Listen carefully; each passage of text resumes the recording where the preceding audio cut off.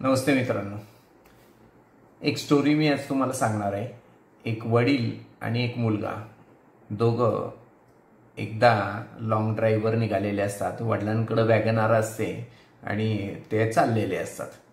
जाता जाता थोडेसा हायवे लागतो आणि हायवेला ते चाललेले असतात। तेवढ्यात एक मर्सिडीज मागणे येते आणि ती मर्सिडीज 120च्या स्पीडनी पुढे निघून जाते।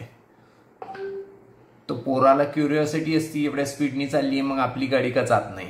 मग ते पप्पांना म्हणतो, पप्पा जरा गाडी वाढवा ना स्पीड, ती गाडी पुढे गेली। पप्पा म्हणतात, नाही नाही थांब जरा, आपण सावकाश जायलेलंच बरं।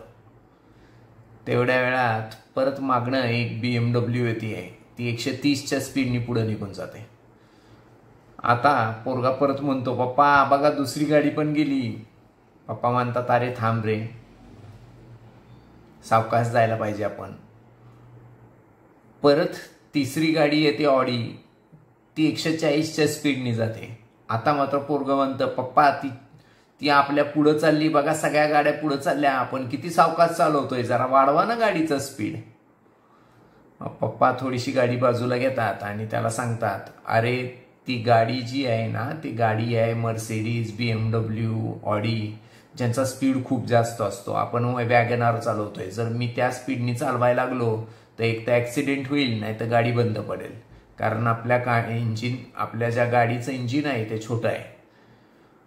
आता मात्र पोरगा म्हणतो, पप्पा मी तुम्हाला हेच सांगायचा प्रयत्न करतोय की तुम्ही दरवेळी परीक्षा झाल्यावर मला खूप खवळता आणि म्हणता की तुला एवढेच मार्क का पडले, तुझ्या त्या दोस्ताला बघ तुझ्यापेक्षा जास्त पडले, आणि मग त्यामुळं तुम्ही त्यावेळी मला सारखं खवळत असता, मित्राला जास्त पडले मला कमी पडले। अहो तो मर्सिडीज आहे, मी साधी गाडी चालवतोय, त्याची तेवढी बुद्धिमत्ता, त्यानुसार तो करतोय। अगदी बरोबर आहे।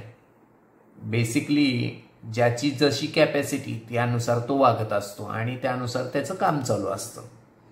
ॲक्च्युअली ही गोष्ट जशी तिथं आहे गाडीच्या बाबतीत, जशी एज्युकेशन बाबतीत आहे, तशीच इन्व्हेस्टमेंटच्या बाबतीत आहे।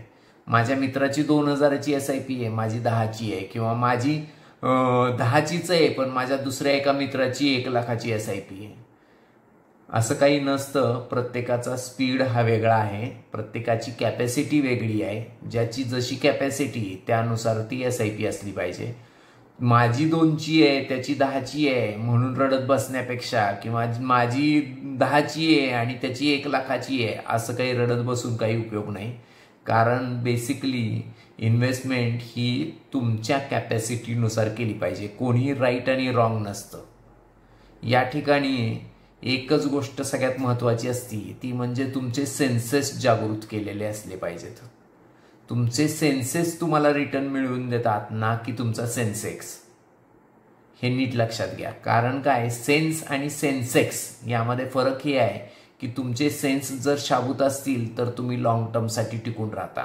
मग ती 2000ची SIP असेल तरी ती करोडो रुपये मिळवून देऊ शकते, आणि तुमची 1 लाखाची SIP असेल आणि जर तुमचे सेन्सेस शाबूत नसतील तर सेन्सेक्स तुम्हाला रिटर्न मिळवून देऊ शकत नाही, कारण तुम्ही लगेच ती बंद करू शकता, करचाल असं होऊ शकतं। त्यामुळं बेसिकली तुमचे सेन्सेस स्ट्रॉंग असले पाहिजेत, आणि त्यामुळं कोणत्याही SIPला अंडर एस्टिमेट करू नका। तुमची जेवढी कॅपॅसिटी त्यानुसार तुम्ही 2000ची करा, 10,000ची करा, नाही तर 1 लाखाची करा, फरक काही पडणार नाही। फक्त तुमचे सेन्सेस शाबूत ठेवले तर सेन्सेक्स तुम्हाला रिटर्न मिळवून देणारच आहे। थँक्यू।